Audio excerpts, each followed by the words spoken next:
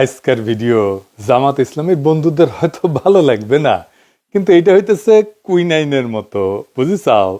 Doctor মানুষ তো, তাই তিতা ওষুধ দিতে হয় মাঝে মাঝে। এই নির্বাচনের পরে অনেকের মনে একটা হতাশা, জামাত কি আদৌ ক্ষমতা আসতে পারবে? আসলে কিভাবে পারবে? অনেকে কইতেছে ক্ষমতায় আসলে জামাত কি করবে সেটা বলে, কিন্তু ক্ষমতায় যাইতে হইলে যা যা করা দরকার তা করে না। কথাটা খুবই মূল্যবান। এটা যারা বলতেছে তারা জামাতের শত্রু না, বরং তারা জামাতের বন্ধু। জামাত এনসিপি জোটের মধ্যে বড় ভাই যেহেতু জামাত, তাই তাদেরকেই বলি এটা, এনসিপি নিজেদেরকেও শিখতে হবে, তরুণদের দল আস্তে আস্তে শিখবে, কিন্তু মূল দায়িত্বটা জামাতের। যদি এই জোট টিকে থাকে এবং এই জোট নিয়ে যদি তারা অগ্রসর হয়, তাহলে মূল দায়িত্বটা পালন করতে হবে জামাতকেই। সেই জন্যই এই এপিসোডটা মূলত জামাতকে নিয়েই বলা। এই কারণেই এই জোটের মধ্যে মূল শক্তি এবং প্রধান শক্তি জামাতের জন্য এই জানাটা, এই পর্যালোচনাটা জরুরি। জামাত যদি আওয়ামী লীগ বিএনপির মতো দল হইতো তাহলে এত কিছু দরকার ছিল না। জামাত একটা পরিবর্তন চায় জন্যে, এবং জামাতে ইসলামী একটা ইসলামী দল জন্যে তার ক্ষমতায় যাওয়ার পথটা কুসুমাস্তীর্ণ না। আমি একটা ভিডিও করছিলাম ভোটের আগে, জামাতের কাফের সাগর আমির বলতেছি এই শিরোনামে, যে আমি কেন জামাত এনসিপি জোটকে সাপোর্ট করতেছি। আজ আপনাকে বলি, ধরেন আপনি নিজের বিবেক দিয়া বলেন তো, বাংলাদেশের সবচেয়ে বড় সমস্যা তো দুর্নীতি, লুটপাট, তাই না? কারা এটা থামাইতে সবচেয়ে বেশি কমিটেড? কার কমিটমেন্টে আস্থা রাখবেন? নিরপেক্ষভাবে বিবেককে কাজে লাগায় বলেন। বিএনপি বিএনপি একটা গভীরভাবে দুর্নীতিগ্রস্ত দল, চোর বাটপারে ভর্তি, 59% ক্যান্ডিডেট ঋণ খেলাপি, ব্যাংকের টাকা মারছে, আর কোনোদিন শোধ দিতে যেন না হয় তাই বিএনপির হয়ে ইলেকশন করছে। বিএনপির তার দলের চোর বাটপার ডাকাতদেরকে প্রোটেক্ট করতে হবে।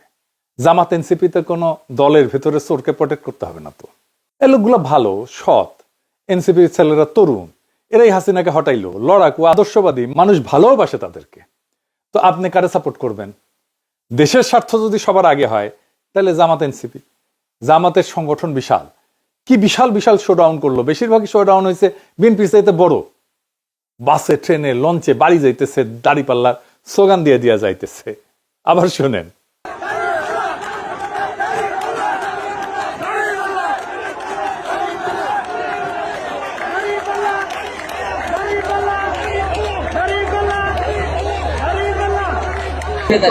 অবশ্যই দাঁড়িপাল্লা। ইয়েস, কসবা। হ্যাঁ, এবারে পরিবেশ কেমন মনে হয় আপনার, নির্বাচনের পরিবেশ? অনেক ভালো।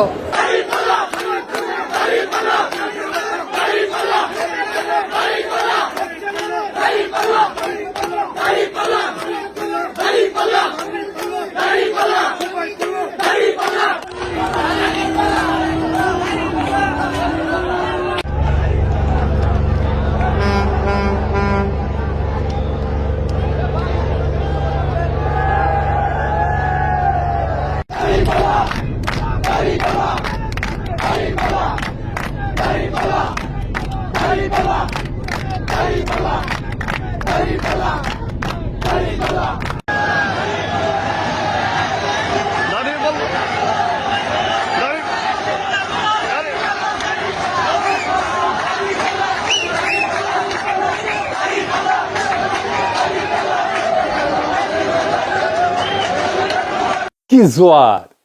কিন্তু ইলেকশনে জিতলো বিএনপি, ক্ষমতায় বিএনপি। কেন কেন জামাত ক্ষমতায় যেতে পারলো না?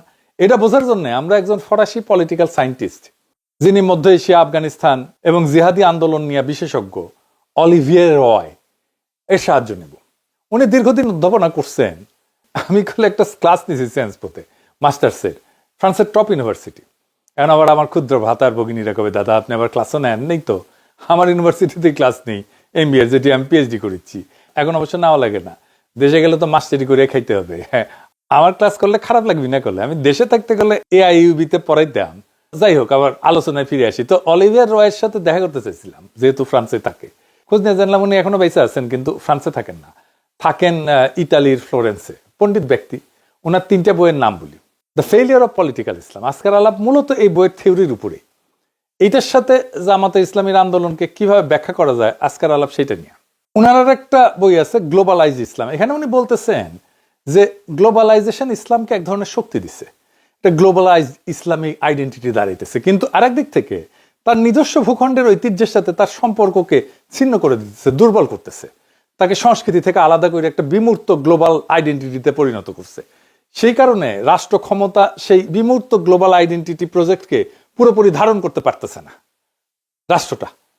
আর একটু বুঝাই বলি, সব ধর্মেই স্থানীয় ধর্মচর্চার একটা তরিকা থাকে, যেটা তার সংস্কৃতির খুব গভীরে প্রথিত থাকে।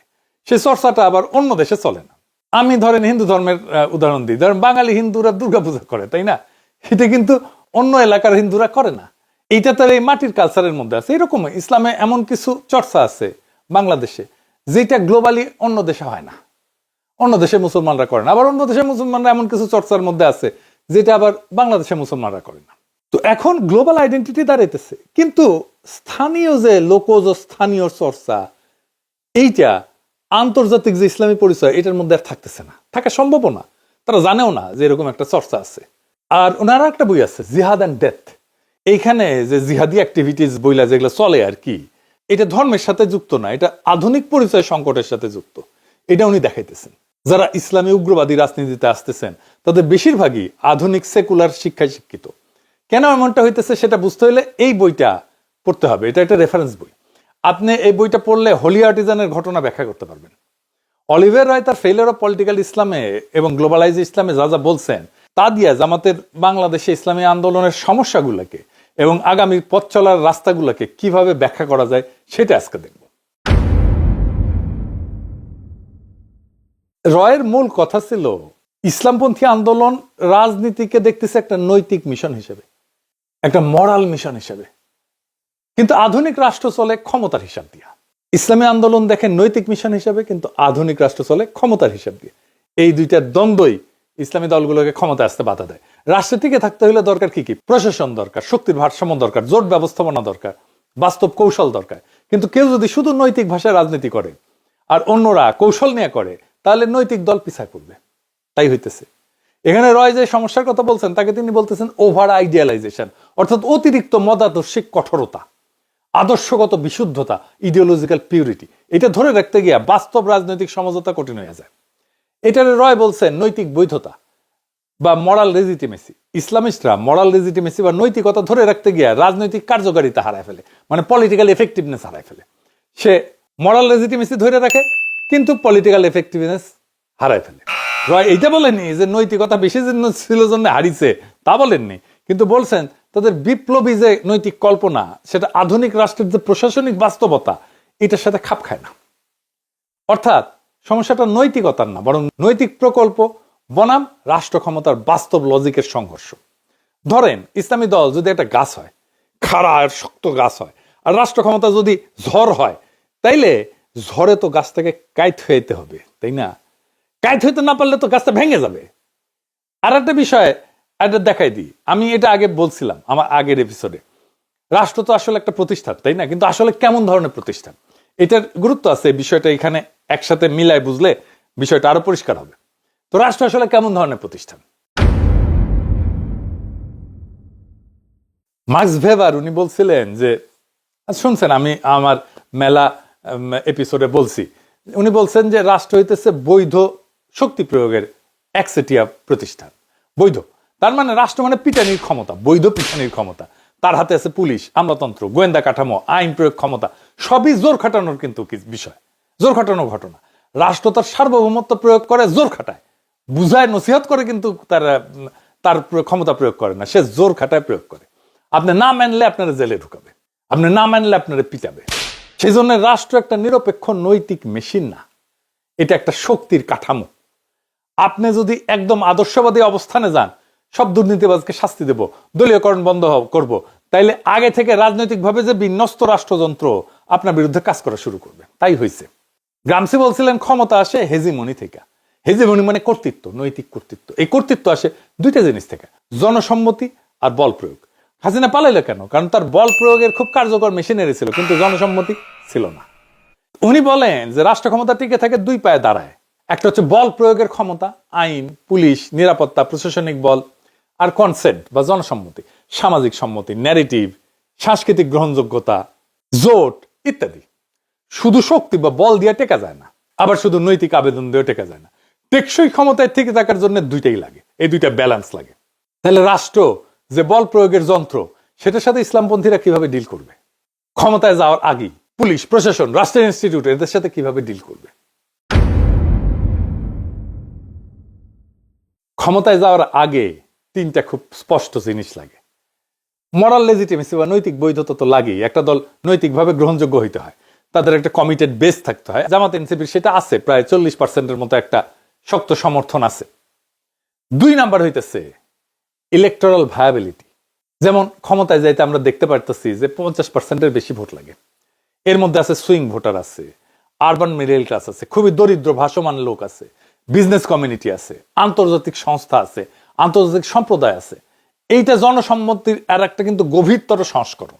শুধু নৈতিক সমর্থন না, প্রশস্ত একটা রাজনৈতিক সামাজিক ব্রড বেজ একটা সামাজিক গ্রহণযোগ্যতা লাগে ক্ষমতায় যেতে হইলে।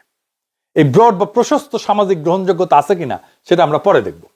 3 নাম্বার হইতেছে গভর্নিং ক্রেডিবিলিটি, বা ক্ষমতায় যায় টিকে থাকতে পারবে কিনা। সেটা বলতে কি বোঝায়? তার প্রশাসনিক দক্ষতা আছে কিনা, অর্থনৈতিক স্থিতিশীলতা আনতে পারবে কিনা, আন্তর্জাতিক সম্পর্কে ব্যালেন্স রাখতে পারবে কিনা, যে রাষ্ট্রীয় নীতিগুলো আছে সেই নীতিগুলোর ধারাবাহিকতা রাখতে পারবে কিনা। এটাই রাষ্ট্র ক্ষমতার বাস্তব লজিক। তো এই রয় বলতেছেন যে ইসলামপন্থীরা খুব স্ট্রং আইডেন্টিটি বেস বানাইতে পারে, কিন্তু আধুনিক বহুত্ববাদী সমাজে একটা ব্রড কোয়ালিশন, একটা ব্যাপক ভিত্তিক কোয়ালিশন না বানাইলে ক্ষমতায় যাওয়া কঠিন। ইসলামপন্থীর একটা মরাল ক্ল্যারিটি থাকে, খুব চমৎকার। নৈতিক বৈধতা মরালি সতের একেবারে চূড়ান্ত সৎ, কিন্তু সোশ্যাল রিচ সীমিত হয়ে যায়।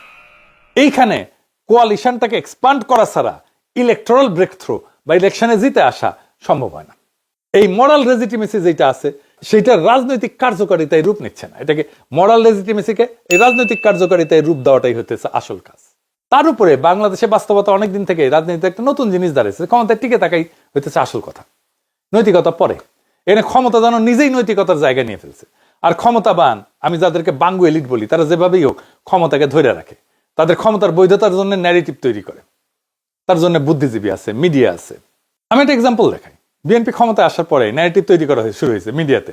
প্রফেসর ইউনূস নাকি বাংলাদেশে দারিদ্র বাড়ায় দিয়ে গেছে, দারিদ্র বাড়িয়ে দিয়ে বিদায় দারিদ্রের জাদুঘরের শিরোনাম এক, ভিতরে টেক্সট এক। সব কয়টা কিন্তু বসুন্ধরা গ্রুপের পত্রিকা। দেখেন কালের কণ্ঠ, বাংলাদেশ প্রতিদিন, নিউজ 24, এমনকি ডেইলি সান, সবগুলোতে একই নিউজ। এরা আগে আমাদের নিয়ে সাইবার সন্ত্রাসী বইলা 3-4 কলামে স্টোরি করতো। হাসিনা পলানোর পরে মাপটাপ চাইয়া প্রত্যাহার করছে স্টোরিগুলো, আবার ঘুরে মাগুর স্যাং। বিপদে পরে আবার সে একই ভুল করে। অফিসিয়াল দারিদ্র পরিসংখ্যানের সর্বশেষ জরিপ হয়েছে এটা 2022 সালে। এই অনুযায়ী দারিদ্র কমছে আগের বছরগুলোর তুলনায়। এখন পর্যন্ত 24 থেকে 26 এই সময়কালের জন্য সরকার, বিশ্বব্যাংক বা বিশ্ব কোনো সংস্থা থেকে আন্তর্জাতিকভাবে প্রকাশিত চূড়ান্ত দারিদ্রের হার নিয়ে কোনো সার্ভে নাই। কই পেল এর ডেটা? পায় নাই। বিএনপি কয়ে দিচ্ছে প্রফেসর ইউনূস কত খারাপ অবস্থা দিয়ে গেছে সেটা দেখাইতে হবে, তাই দেখাইতেছে পত্রিকাগুলা। এভাবে মিডিয়া সত্য নির্মাণ করে। ইলেকশনের আগে সব মিডিয়া একসাথে জামাত এনসিপি জোটের পিছে লাগলো, কভারেজ কমাই দিল। এভাবে এরা সত্য উৎপাদন করে। গত এপিসোডে দেখাইছিলাম আর এক বয়ান রেডি করতেছে, ঋণ বোঝা বাড়াই দিয়ে গেছে প্রফেসর ইউনূসের সরকার, দেখেছেন না? এইভাবেই ট্রুথ প্রোডাকশন বা সত্যের নির্মাণ ক্ষমতার অংশ। ক্ষমতা শুধু পুলিশ দিয়ে টিকে না, ন্যারেটিভ দিয়েও টিকে। আমরা এই সোশ্যাল মিডিয়া দিয়া মেইন স্ট্রিম মিডিয়ার সাথে পাইরে উঠি নাই ইলেকশনের সময়। তার উপরে আর একটা জিনিস আছে, কি সেটা? জামাত ক্ষমতায় আসবে শুনলে পুরো এস্টাবলিশমেন্ট, আমলাতন্ত্র, এলিট, এরা যে বন্দোবস্ত চলে কাইপা উঠে একেবারে। আসল কারণ হইতেছে যে এরা তো এমন একটা সিস্টেম গড়ে তুলছে যেখানে চেয়ার টেবিল পর্যন্ত ঘুষ খায়। জামাত ক্ষমতা আসলে তো ঘুষ খাওয়া বন্ধ হয়ে যাবে। দেখেন নুরুল কবির কি বলে, বিএনপি কে নাকি নাকে রুমাল চাইপে ভোট দিচ্ছে জামাত ইসলাম থেকে বাঁচার জন্য। শুনেন আগে। এই দেশের বহু মানুষ নাকে রুমাল দিয়ে বিএনপিকে ভোট দিয়েছে। নাকে রুমাল দিয়ে কেন?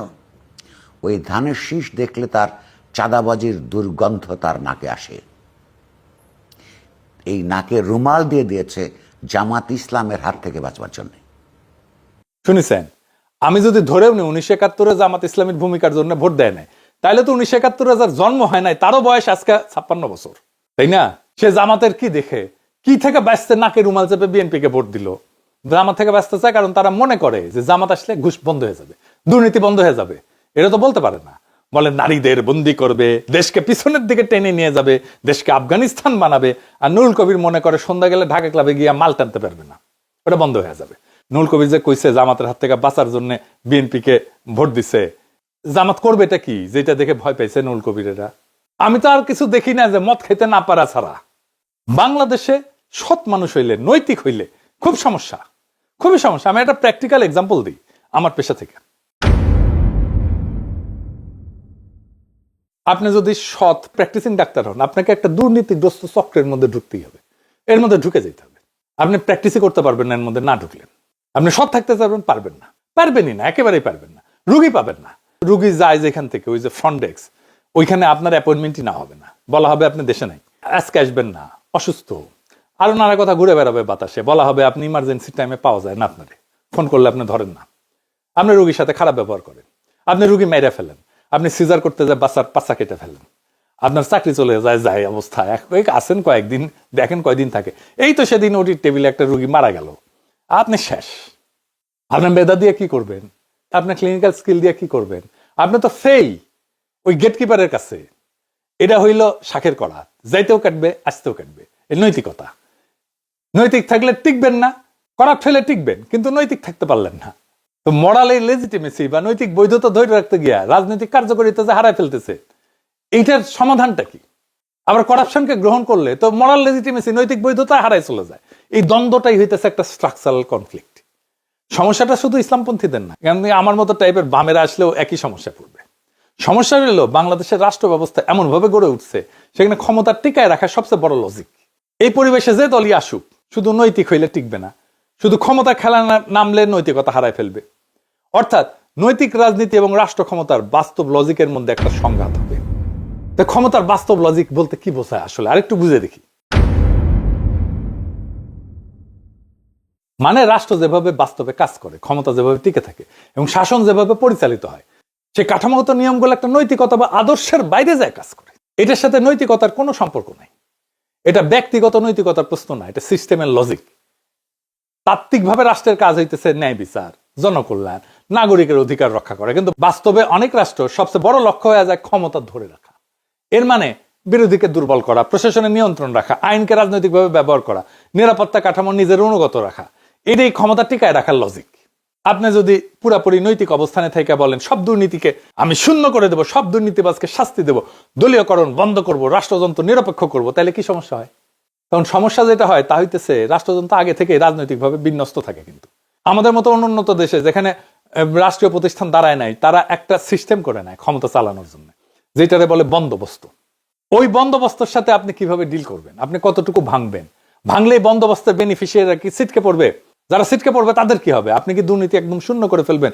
সরকারি কর্মচারীদের সংসার চলবে? তাহলে এটা তো ভয় পেয়ে যাবে, ভয় পেয়ে উল্টাপাল্টা বকা শুরু করবে, নারীদের বন্দি করবে, আফগানিস্তান বানায় ফেলবে, আমেরিকা স্যাংশন দেবে। হালা কয় না যে আমার তো ঘুষ খাওয়া বন্ধ হয়ে যাবে। তো তাই আপনি একদম যদি আদর্শবাদী হন, রাষ্ট্রযন্ত্র আপনার বিরুদ্ধে কাজ করা শুরু করবে। তাই করে। এইটাই সায়েন্স, এটাই কনফ্লিক্ট, এটাই সংঘাত, এইটারে আপনাকে ডিল করতে হবে। তাহলে এটা ভাঙতে হলে কি করা দরকার? এটাকে ভাঙতে হলে নৈতিকতা এবং দক্ষতার সম্পর্ক নতুন ভাবে নির্মাণ করতে হবে। এক নাম্বার, আপনার মরাল ইন্টেন্ট বা মরাল লক্ষ্য, মরাল ইচ্ছা, নৈতিক ইচ্ছা না, ইনস্টিটিউশনাল কমিটমেন্ট দেখাইতে হবে। আমরা ভালো, এটা কাজ করবে না, বরং বলতে হবে আমরা সংবিধান মানবো, আমরা নির্বাচনী প্রক্রিয়া বদলাইতে চাইলে আইনি পথে বাধা দেব, আমরা ক্ষমতায় গেলে কোনো প্রতিষ্ঠান স্পর্শ করব না, এইটা আমরা লিখিতভাবে বলতেছি। অর্থাৎ ইচ্ছা না, কাঠামোগত প্রতিশ্রুতি দিতে হবে। আমরা মরাল পুলিশিং করব না, আমরা জাতির সমৃদ্ধি বাড়াবো এমনভাবে যেন কাউকে হারাম উপার্জনের খাবার সন্তানের মুখে তুলে দিতে না হয়। আমরা ক্ষমতায় এসে কারো পেটে লাথি মারবো না, নিজের সম্পদের জন্য যেন নিজের গ্লানি সইতে না হয়, এই ব্যবস্থা আমরা করব। আমরা ধরবো শীর্ষ দুর্নীতিবাজদেরকে, এক্সাম্পল তৈরি করবে এমন ইস্যুগুলাই ধরবো। আমরা এস আলমরে ধরবো, আমরা আদানিরে ধরবো, আমরা সালমান এফ রহমানরে ধরবো। দুই নাম্বার, আমার কর্মসূচি এটা কোনো গোপন বিষয় না, এটা প্রেডিক্টেবল হবে। মানুষ আগে থেকে জানবে সরকার কি করতে যাচ্ছে। লিখিত নীতিপত্র থাকতে হবে, প্রকাশ্য অর্থনৈতিক পরিকল্পনা থাকতে হবে, সংখ্যালঘু নারীর অধিকার বিষয়ে স্পষ্ট চার্টার করে, অবস্থান চার্টার করে। আমি বলছিলাম নারী চার্টার লিখতে, সংখ্যালঘু চার্টার লিখতে। জামাত বলে আমরা তো সংখ্যালঘু বলি না। তো যাই বলেন, তাইলে তো একটা বলতে হবে যে হিন্দু সম্প্রদায়ের সাথে আপনি কিভাবে ডিল করবেন, পার্বত্য চট্টগ্রামের লোকদের সাথে আপনি কিভাবে ডিল করবেন। কওমি ঘটনার একটা বড় অংশের মধ্যে একটা সন্দেহ আছে জামাতকে নিয়ে। হেফাজতের আমির তো জামাতকে ভোট দিতেই না করছেন, এটা তো জামাতকে ডিল করতে হবে, আশ্বস্ত করতে হবে কওমি ঘটনাকে তাদের কওমি পলিসি নিয়ে। ক্ষমতায় গেলে প্রথম 100 দিন কি করবেন, 200 দিন কি করবেন, 300 দিন কি করবেন, এটা রূপরেখা দেওয়া গেলে অস্পষ্টতা থাকে না, অস্পষ্টতা থেকে সন্দেহ আসে। যদি প্রেডিক্টেবল হন, স্পষ্ট হয় আপনার, তাহলে আস্থা আসে। এরপরের বিষয় যেটা হইতেছে সেটা ভিকটিম ন্যারেটিভ থেকে বের হইতে হবে। সবসময় যদি আপনি বলেন আমাদের মারছে, আমরা মারা খাইতেছি, এটা সত্য হইলেও রাজনৈতিকভাবে দুর্বলতার বার্তা দেয়। মানুষ এমন কাউকে নেতা মানে না যারা নিজেদেরকে রক্ষা করতে পারে না। মানুষ হ্যাডোমালা লোকদেরকে নেতা মানে। আপনি সমবেদনা পাবেন, আহা উহু করবে, মেলা কিছু বলবে, কিন্তু ছাপ্পা মারবে যায় ধানের শীষে, বলে আরে দূর, ওদেরকে তো ভোট দিলে ওরা রাখতেই পারে না, ওদেরকে তো মাইরা ছাপা করে দেয়। এর বদলে নিজেদেরকে বিকল্প শাসক হিসেবে, শক্তিশালী শাসক হিসেবে উপস্থাপন করেন, রাজপথে নিজের শক্তির জানান দেন। রাজনৈতিক কর্মসূচি থামাইবেন না, রমজানও আপনি থামাবেন না, রমজানও আপনার কর্মসূচি চালাইতে পারেন। এই কাজটা এনসিপি জামাত উভয় করতে পারে। ইফতার পার্টি করবেন, ডাক দিবেন সবাইকে, সবাই ইফতারি নিয়ে আসবে আপনার এলাকায়। আপনি অ্যারেঞ্জমেন্ট করবেন খাওয়ার জায়গার, নামাজের জায়গার, পানির আর জিলাপির, সবাই ইফতারি নিয়ে আসবে, আপনার ওখানে বসবে, আপনি জিলাপি দেবেন, পানি দেবেন, খাওয়ার জায়গা দেবেন আর নামাজের জায়গা দেবেন। বাকি খাবার সবাই সাথে নিয়ে আসবে, একসাথে ইফতার করবেন এলাকায় এলাকায় যাইয়া। ব্যাপক এবং বিপুল জনসংযোগের কাজ হবে। আপনারা 5 স্টার হোটেলে ডাইকে আইনা ইফতার খাওয়ানোর কালচার থেকে বাইরে আসতে হবে। শাসকের যে কালচার, এই কালচারটাকে আপনাকে ভাঙতে হবে। আপনাকে যদি ভাঙতে না পারেন, তাহলে আপনি বিকল্প শাসক হিসেবে নিজেকে দেখাইতে পারবেন না। আপনার বিকল্প শাসক হইতে হলে আপনার বিকল্প কালচার থাকতে হবে। মনে রাখবেন, আপনি শুধু ভুক্তভোগী না, আপনি বিকল্প শাসক। তবে সব নির্যাতনের ডকুমেন্টেশন রাখবেন, মামলা করবেন, ভিকটিমের বাসায় যাবেন, কোনো ভিকটিম যেন না থাকে যার বাসায় আপনি যান নাই। 4 নাম্বার, সংঘর্ষ না, কম্পিটেন্স দিয়ে শক্তি দেখাবেন। ক্ষমতার লজিককে হারাইতে হইলে সহিংস বা আবেগী প্রতিক্রিয়া না, প্রমাণ করতে হবে আপনি সংগঠিত। আপনার প্রশাসন বোঝেন, আপনি অর্থনীতি বোঝেন, আপনি আন্তর্জাতিক সম্পর্ক বোঝেন, আপনি কূটনীতি বোঝেন, এমনকি আন্ডারওয়ার্ল্ডও বোঝেন। আপনার কোয়ালিশনকে ব্যাপক করতে হবে। আমি কয়েকদিন আগের এপিসোডে দেখাইছিলাম গণসংগঠন করার কথা, নারীদের সংগঠন করার কথা, সেটার কাজে হাত দেন। কোয়ালিশনকে ব্যাপক করার মানে এই না যে আপনি রাজনৈতিক দলের কোয়ালিশন করবেন, অনেকগুলো রাজনৈতিক দল আনবেন। আপনাকে নানা সোশ্যাল ক্লাসের সাথে কোয়ালিশন করতে হবে। নুরুল কবিরের সাথে বিএনপির কোয়ালিশন আছে তো, শহীদুল আলমের সাথে বিএনপির কোয়ালিশন আছে তো। আপনাকে এই লেভেলে কাজ করতে হবে তো। আমি ডাকসুকে একটা পরামর্শ দিচ্ছিলাম যে সাবেক ডাকসুর যত ভিপিজিএস আছে তাদের সাথে দেখা করো, তাদের পরামর্শ নাও, কে কোন দলে আছে ওইটা দেখো না। দেখা করতে না চাইলে সেটা ভিন্ন আলাপ, কিন্তু তোমাদের তরফ থেকে দেখা করো। দেখলাম মাহমুদুর রহমান মান্নার সাথে যে দেখা করছে, মান্না ভাই তো উচ্ছ্বসিত হয়ে প্রশংসা করছে, করারই কথা। তারপরে আর কারো কাছে গেছে কিনা জানি না, গেলে তো নিউজ হইতো। আপনার আশেপাশে সিভিল সোসাইটির একটা স্ট্রেংথ দাঁড় করান। আপনার কোয়ালিশন যে সবার সাথে একই মাত্রায় হইতে হবে তা না, কারোর সাথে একটা লুজ সম্পর্ক থাকতে পারে, লুজ অ্যালায়েন্স হইতে পারে, আবার কারোর সাথে একটা স্ট্রং অ্যালায়েন্স হইতে পারে। আপনি তো 35.8% ভোট পাইছেন, ইঞ্জিনিয়ারিং করে বাদ দিলেও তো এইটুকু পাইছেন, এটা বিশাল অঙ্ক। আপনি তো আগামীর ক্ষমতা, আপনাকে কেউ উপেক্ষা করতে পারবে না। তারা জানে আজ হোক কাল হোক আপনি ক্ষমতা আসবেন, আপনার শত্রুও জানে। রমজানে তো বেড়াছাড়া করে ফেলছে, জিনিসপত্রের দাম আকাশ ছুঁইছে। হাসিনার আমলের চাইতে দাম বেড়ে গেছে জিনিসের, সামান্য লেবুর সিন্ডিকেট ভাঙতে পারতেছে না, ধাই ধাই করে বাড়তেছে জিনিসপত্রের দাম। প্রফেসর ইউনূস কিন্তু কমায় আনছিলেন জিনিসপত্রের দাম। আমি আপনাদের 2টা ভিডিও দেখাই, এক বৃদ্ধার, দেখেন আগে। সোয়াবিন তেল 1 কেজি তেল 200 টাকা, 250 টাকা। 1 কেজি তরকারি 80 টাকা, 90 টাকা, 100 টাকা। আমগো মতো মানুষে কিনা খাওয়ানোর উপযুক্ত চাইয়া চিন্তা যা 2-4টা তরকারি লইয়া যাই, হইলে হয় না হইলে নাই, বুঝছা। বড় লোকের গ্রামে তো কিছু পাইও না মেম্বার চেয়ারম্যানের কাছে। বাইরে আর মারহুতেরা যা 200-400 টাকা সাহায্য দে। আলহামদুলিল্লাহ, আল্লাহ বাবার করে দোয়া করি, আল্লাহ হুতের করে দানগত ভালো রাখুক, আল্লাহ সুস্থ সবল রাখুক। দেখেছেন? এইবার একজন শিশুর একটা ভিডিও দেখেন। এইসব তেল কেউ খায়? আপনারা গরিব হইলে আপনারাও কালেন। এই আপু, এই যে নাম কি তোমার? শান্তিদা। তুমি কান্না করতে করতে কই যাও? আব্বা কইছি 4টা ডিম দিতে, আব্বা 2টা ডিম দিছে। আমি তোমার মেইন রুট থেকে ফলো করতে আইতাছি, তুমি আমাকে স্পিডে হাঁটতে পারো, এই জন্য কান্না করতেছো। 2টা ডিম দিছে দেখা। তোমাদের ঘরে মানুষ কয়জন? 4 জন। 4 জন মানুষ, 2টা ডিম দিছে। কেন তোমার আব্বার তো টিয়া নাই? 30 টাকা আছে, 30 টাকা দেখি নেই। দিছে। এটা কি তেল? তেল কি তেল এটা? এমন কেন? না মধু? সয়াবিন তেল, পুরা তেল এটা। ও, কই থেকে আনছো পুরা তেলটা? আমার আব্বা যে কামড়ে ফুটেলে হ্যাঁ, মাসে শুক্রবারে একদিন দিয়ে তেল এটা। ও মানে তোমার আব্বা হোটেলে কাম করে, প্রতি শুক্রবারে পুরা তেল আর কি দিয়া দেয়। আজকে তোমার 2টা ডিম দিয়ে দিছে। 2টা ডিম দিছে। এই জন্য তোমার কান্না করতে হইব। বুকা মেয়ে, কান্না করলে কি হইব? কান্না করলে কি তোমার আম্মা মারবো যে লাগে। তোমার আম্মা মারবো? আচ্ছা, এই তেলটা কি খাওয়া যায়? আম্মা সানুন রান দেই তেল দে। মানে তরকারি রান্ধো, খাওয়া যায় এমনিতে? হ্যাঁ। তো এইসব তেল কেউ খায়? আপনারা গরিব হইলে আপনারাও কালেন। দেখছেন, বাবা হোটেলে কাজ করে, সেখান থেকে পোড়া তেল যেটা আসলে ফেলে দেওয়ার জন্য, সেইটা এই বাচ্চাটা নিয়ে আসে বাসায়, তরকারি রান্না করা হবে। এই রাষ্ট্র কখনো দরিদ্রদের সহায় হয় নাই, কখনো এদের কথা ভাবে নাই। ভাবলে এতদিন পরে এই নিদারুণ দারিদ্র থাকার কথা না। মানে রাষ্ট্র যদি দুর্বল আর দুস্থদের পাশে দাঁড়াইতেই না পারে, তাহলে ওই রাষ্ট্র থেকে লাভটা কি বলেন? এই বৃদ্ধার এই বাচ্চাটার জন্য আমাদের লড়াই জারি রাখতে হবে, কারণ এই মানুষগুলোর জীবনের সংকট বিএনপি সরকার দূর করতে পারবেই না, বাড়াইবে আর বহু গুণে বাড়াবে। আজ প্রশ্ন একটাই, এই রাষ্ট্র কার জন্য? ঢাকা ক্লাবের বারান্দায় বসে যারা ক্ষমতার গল্প লেখে মদ খায় তাদের জন্য, নাকি সেই বৃদ্ধার জন্য যার হাতে থালা আছে কিন্তু থালায় খাবার নাই, নাকি সেই শিশুর জন্য যে হোটেলে ফেলে দেওয়া পোড়া তেল নিয়ে আসে বাসায় কারণ তার মা রান্না করবে কিছু একটা? যেভাবেই হোক, এই রাষ্ট্র কি তাদের নাকি শুধু বন্দোবস্তের? সেই বন্দোবস্ত যে বন্দোবস্ত এতদিন ধরে চলে আসছে। আমরা রাজনীতি করতেছি তো ক্ষমতার জন্য না, আমরা রাজনীতি করতেছি মর্যাদার জন্য, ওই মানুষগুলোর জন্য। কিন্তু মনে রেখেন, মর্যাদা ভিক্ষা করে পাওয়া যায় না, মর্যাদা সংগঠিত শক্তি দিয়ে অর্জন করে নিতে হয়। আমরা শুধু ভালো মানুষ হলে চলবে না, আমাদের প্রমাণ করতে হবে আমরা শাসন করতে পারি, আমরা অর্থনীতি বুঝি, আমরা রাষ্ট্র বুঝি, আমরা ন্যায় বুঝি, আমরা ইনসাফ বুঝি, আমরা ভয় পাই না। যেদিন মানুষ দেখবে এই শক্তি নৈতিক, দক্ষ এবং স্থির, সেদিন এই বন্দোবস্ত কাইপা যাবে, কারণ তখন মানুষজন আরো ব্যাপকভাবে আমাদের পিছিয়ে এসে দাঁড়াবে। আজ যারা ভয় দেখায়, যারা ন্যারেটিভ বানায়, তারা জানে সময় বদলাইতেছে, বদলাই গেছে অলরেডি। এই লড়াই তো কারো বিরুদ্ধে না, এই লড়াই ওই বৃদ্ধার পক্ষে, এই লড়াই ওই শিশুটার পক্ষে, সেই শ্রমিকের পক্ষে, সেই দরিদ্রের পক্ষে যার ঘামে দেশ চলে কিন্তু যার ঘরে আলো জ্বলে না। তাই লড়াই থামবে না, সংগঠন থামবে না, আত্মবিশ্বাস ভাঙবে না, কারণ আমরা শুধু বিরোধী না, আমরাই আগামীর শাসক, আমরাই আগামীর রাষ্ট্র ক্ষমতা, আমরাই আগামীর শাসক হওয়ার প্রস্তুতিতে আছি, আমরাই আগামীর রাষ্ট্র ক্ষমতার ধারক এবং বাহক। ইনকিলাব জিন্দাবাদ, আজাদি জিন্দাবাদ।